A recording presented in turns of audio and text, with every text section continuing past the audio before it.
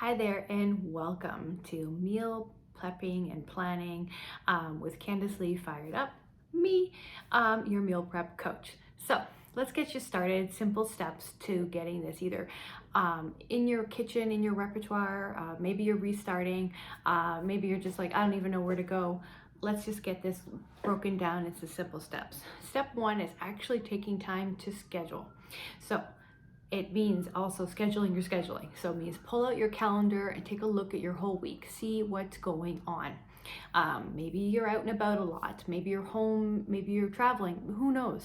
You know. And the more aware you are of what you're doing, the more aware you are of what kind of meals can fit into these particular types of activities. Maybe you need a lot of grab and grow. Well, you know, it is that. It's food. You need to grow with it, right?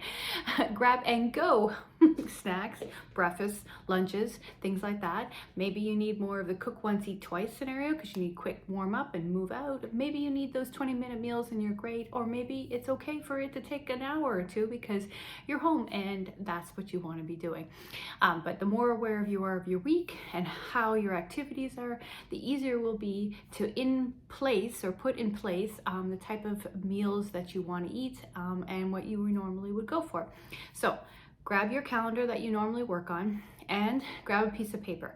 You can download one of my meal planning guides, or you can just grab a plain piece of paper and put some squares on it and away we go.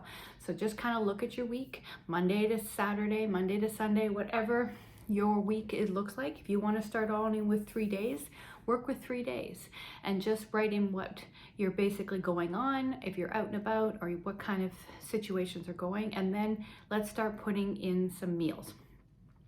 This is where you have to stop and go and take a look at what normally you would eat. So what recipes you would normally go for, what's already in your pantry and your fridge, and then from there, we're able to create an actual meal plan. And that will be the next step.